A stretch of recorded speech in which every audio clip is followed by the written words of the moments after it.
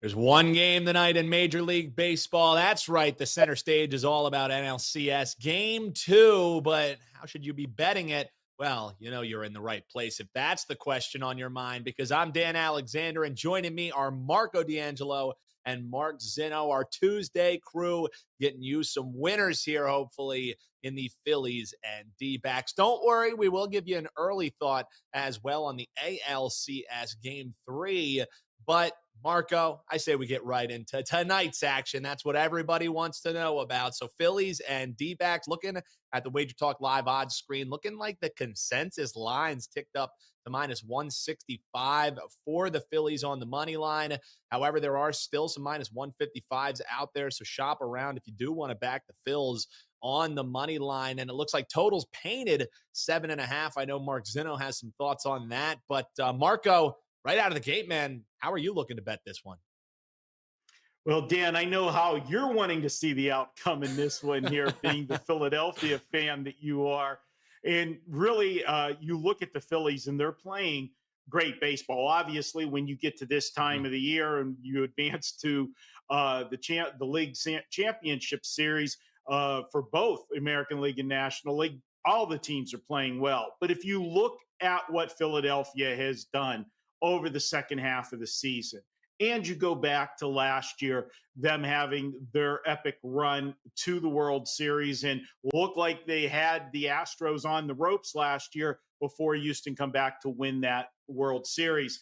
I got to back Philadelphia. Both pitchers are hot here. I want to tell you that you've got two guys coming in here that are pitching lights out. Merrill Kelly comes in here. He's given up 3 runs in his last 4 starts. On the other side of the mound, you got Aaron Nola for Philadelphia. He's pitching just as well. You look at his last 3 starts, he's given up 3 total runs, 5 total runs over the last 4 starts. So you couldn't ask for a better starting pitching matchup. But I think that experience from last year and Aaron Nola having pitched more big games with Philadelphia than Merrill Kelly has with Arizona, I got to lean to the Philadelphia Phillies in this one. Now, this is a spot where, as you said, the line's been moving. They're the side, but do we want to lay that anywhere from 157 to 165? Well, there's a way we can bring that price down by splitting up our wager. I'm going to make our wager in 2 separate wagers. And basically what we're going to end up coming up with is we're playing Philadelphia at -1 run. Now, if you're in one of the states that you have the luxury of doing an alternate line and taking them at -1, well, then just do that. But if you don't, you got to make it your own way. And the way to do that is to put half of your wager on Philadelphia on the money line at -157 to -165, and then take the other half of your wager and make it a -1.5 run line. Now, taking Philadelphia -1.5 runs, you're going to get back $1.33. Hence, you're seeing that if you win the game by 1 run, you'll win the one bet, but lose the other bet to cancel each other out. If it ends up that you win both bets, you're going to come back with more money because of the plus 133 winning by 2 runs. And then, of course, doing the worst case scenario, if Philadelphia does lose outright, you would have lost your wager either way, but you saved some juice by doing it this way with splitting your wager up. So I'm going to go ahead and take Philadelphia in this one. Going to lay the 1.5 runs for half of the wager and take Philadelphia on the money line for the other half and look for them to go 2-0 at home. Remember, it's not a series till the road team wins a game. I think Philly holds serve and takes both at home. And I love the breakdown, not only because you're looking towards my Phils, but you give the man a fish by telling him, hey, I'm betting the Phillies tonight, but you teach him how to fish and feed him year long and explaining how to make that a better wager and make your money work for you. That is half the battle betting sports. And that's just some of the things you'll learn for free right here on WagerTalk TV from our co-founder, Marco D'Angelo. Something that I learned from him was bet with your head, not your heart. Talks about doing that whenever he fades any of his Pittsburgh teams. But man, is it hard for me to fade this Phillies team with how they're playing right now. So do you agree? You disagree? Hop below in the comments. And while you're down there, make sure you hit that subscribe button. As I mentioned, things that we learn from all our handicappers here. You can't learn unless you're watching here on WagerTalk TV. So hit that little bell and you'll never miss any of the shows that we're dropping across all the sports that you love betting. All right, Mark, let's talk total in this one, because even after yesterday's run explosion that happened in the first inning for the Phils, we saw under money kick off. So a little zigzag maybe in the betting market as this line opens at 8, sitting pretty much painted across the board at 7.5. Do you agree with that move, Zeno, or do you think that just gives us some more value on saying these teams, if it ain't broke, don't fix it, are going to score runs? How are you betting? Well, I'll give you two ways that I'm looking at this game. One, when we talk about the total here, you have a starter on the mound in Merrill Kelly, whose home road splits are not advantageous at all for being on Mm. the road. His ERA at home 2.59, on the road a 4.07 with a 4.32 FIP. His strikeout rate goes down, his walk rate goes up. He gives up a 322 WOBA, which is a weighted on base or weighted opposing batting average against. The Phillies bats have just been absolutely insane this entire postseason. They're batting 276 the entire postseason. They have 14 home runs in their last 5 games. So Kelly has to find a way to keep the ball in the ballpark if he has any chance of giving his team a chance to win. I think he'll find himself in a hole pretty quickly. On the flip side of it, Aaron Nola, his splits are much better at home than he is on the road. He did face the Diamondbacks earlier this year, gave up 4 runs in just 6 2/3. But I think Arizona here can get to Nola. Arizona's bats have been very, very good. We saw them start to come on late when Wheeler came apart in the 6th inning and pushed him a little bit to the end. And despite the fact that Nola was very good against the Braves, I think that this is just a different level here with the Diamondbacks. Plus, the Phillies bullpen here, guys, is feels like it's aching to be scored upon. Now the numbers say otherwise. I mean, they have a 1.55 ERA in October and a 5.15 xFIP and an absurd 93% left on base rate. There has to be some sort of regression coming here because they're just not who they were for a 162 game sample set. I think we saw what happened against the Braves in game 2, where they blew that game late and the bullpen sort of collapsed. I would expect that there is some level of this bullpen being touched up a little bit here. We get this low number at 7.5 here. And if the Phillies bats continue to do what they've done all postseason, especially against Merrill Kelly, who's been weak on the road this year, and the D-backs can do their part here, I don't see a problem getting over this 7.5, all things considered. So I think the over is the player, sort of a little bit of a contrarian move given what we've seen, but Mhm. still, I trust the bats on both these teams to come through.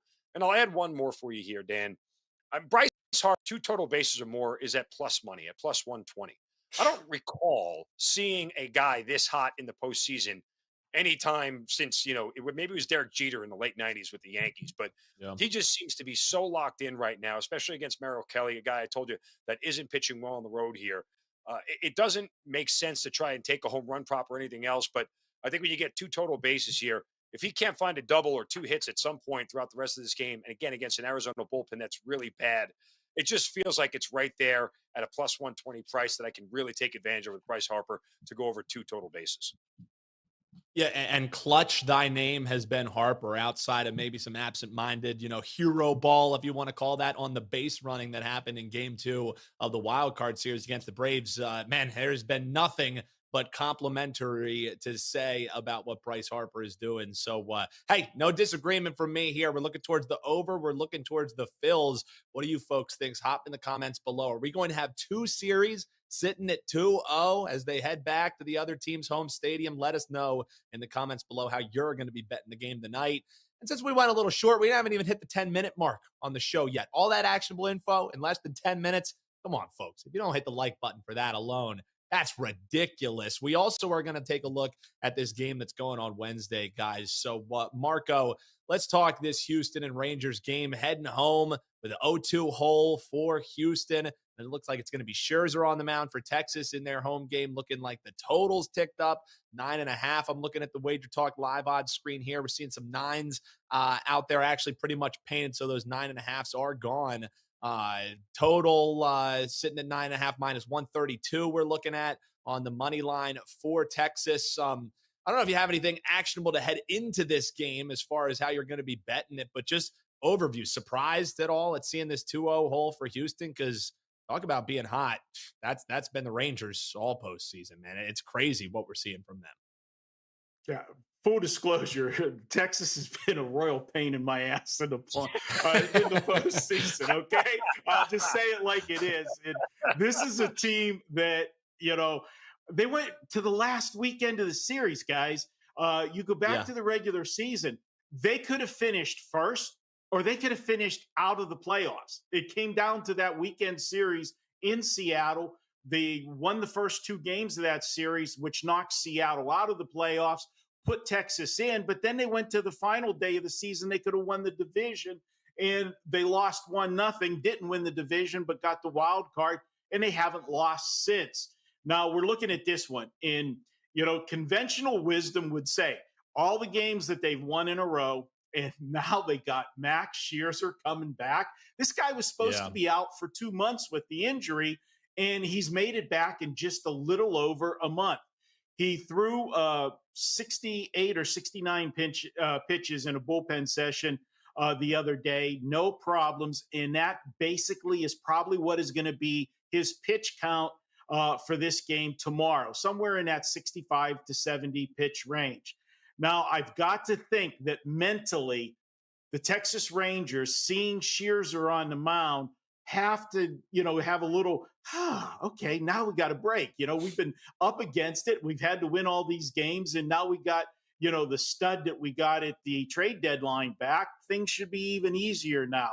Well, that's when I want to step in front of that momentum. And I'm going to go with Houston in this one. As I said, be warned that Texas has not been good to me in this postseason so far, whenever I've stepped in front of them. But I'm looking at Houston, and when you think of the pitching staff in Javier, you don't expect him as being one of the more consistent pitchers. But they Mhm. win when he's on the mound, especially when he's an underdog. This is a guy that is 8-1 as a road underdog this year. Houston, here's another little stat. When they're coming off losing as a home favorite, playing with revenge, which they will be in game 3, this season they're 9-0. And then Houston Astros is an underdog, period, this year. How about 29-14? And you look at Javier, what he's done.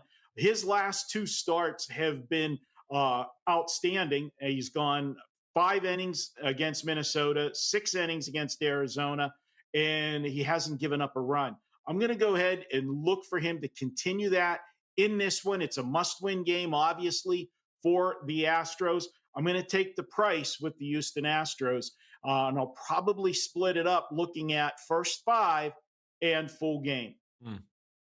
Nice plus money price there. And I know our producer, Robert, behind the scenes, holding things down for H-Town, is pumped to hear that one. Marco D'Angelo looking for the bounce back with the Astros, but with the disclaimer that the Rangers have been the quote royal pain in our man's ass there. Marco, I do want to let people know that if they're looking for some action tonight outside of the Diamond, 4% best bet that just was a little bit outside of being a 5%er for our man Marco D'Angelo on a 119-84 run going back to last season. Just over $3,500 if you were playing these top rated plays from Marco. Going back to last year is what you would be up. Go and check that out over at his page. And we got some great deals going on where you can get every play from any capper that you want for just over $650 a day, 30 days of action. You can grab that play today or grab that long-term package. Check it out at wt.buzz/MD. All right, Zeno, you're going to have the last word on this one. And you want to talk total in both games for you. So I'm wondering, as far as this one goes, looking at a 9, I mean, that feels a bit high for a reason. How are you going to be looking at that one, Mark? Well, yeah, I think it is high for a reason, but like Marco said here, with a couple of things, stepping in front of Scherzer right here isn't necessarily a bad idea. You just don't Yeah. really know. You can't assume that you're going to get peak Max Scherzer, and not only that, he's on a pitch count. I mean, that 65 pitches could be 3 innings, it could be 5 innings, it could be Mm. 6 innings. It's really hard to figure out what he's going to be, and with that variance here, I want to lean into a first 5 over here. I use a Mm. phrase often when it comes to baseball. If they ain't scoring early, I don't like them to score late. That said, on the flip side of it, we'll get to back to shows in a minute. On the flip side of it, Christian Javier hasn't been good this year. He's been a picture of inconsistency. A 4.56 ERA and a nearly 1.3 whip don't exactly scream Cy Young to you. But what he has been the beneficiary of is the second best run support in baseball at 6.47 runs per game. Guys, there really is no reason to explain why pitchers get more run support than others. Spencer Strider got 6 runs a game. He was really good. Christian Javier got 6.5. He won 22 of his 32 starts this year. And there are other guys who just don't get good run support. That said, I can back that trend with Houston here to be able to score and score a lot with Javier on the mound, which is why he was 10-5 this year with those bad numbers that he had. So I think Houston's going to be able to get to Scherzer early. And the quicker they get into that Texas bullpen, the more likely they are to have some success here. And I would also argue that with the Texas bats against Javier, why shouldn't they be able to score? I know he's had a couple of good starts as of late, but it's been a mixed bag for him all year long. And I've seen lesser lineups in the Texas Rangers really get to Javier at certain points this year. So I'm not going to try to sweat this thing out, especially with the Astros bullpen, because if they get involved, chances are they'll be able to shut down the Rangers lineup with how good they are. But let's go over 4.5 runs in the first 5 tomorrow is where we're going to look. I know it's a little bit juicier than what we expect, given the number that's out there with that 9.5. But like I said, if they ain't scoring early, they're probably not scoring late. So I don't think this will be a 2-1 game after 5 innings, and all of a sudden we get 6 runs in the latter part of this game. The postseason just hasn't shaped up this way with some of the bullpen work that we've been seeing all around. So over 4.5 is where we're going to look tomorrow in the first 5. Yeah, it makes a heck of a lot of sense to me. There's some thoughts of game 3 coming up in the ALCS. That's tomorrow's game. But if in case you're just joining us live here, we also talked, of course, the Phillies and the Diamondbacks game tonight. Marco D'Angelo looking towards the Phils, splitting it up on the money line and laying the 1.5 as well, making his wager a -1 in essentially doing that. And Mark Zinno looking towards the over 7.5 in that one. Head on over to sportsmemo.com before you finish your day as well, because Mark Zinno has a promo code up for you. Zinno7, Zinno7 gets you a 7-day pass for under $50. And the guy just came off a 6-1 weekend on the gridiron in college football and NFL. As long as my math is correct, you grab it today, you'll get his baseball play that's rocking tonight, and you'll get all that football all weekend long as well. Check that out in Sports Memo. And don't forget to grab that 4%er from Marco D'Angelo over at WagerTalk.com. And before all of that, hit that like button and hit subscribe, because we got shows coming your way all the way through the end of baseball. Puck time is back for you NHL fans. And of course, bet on it, dropping tomorrow. More reason than ever to hit that little bell and get all the info that you need to bet all the sports you love, only here at WagerTalk TV. Best of luck with your wager.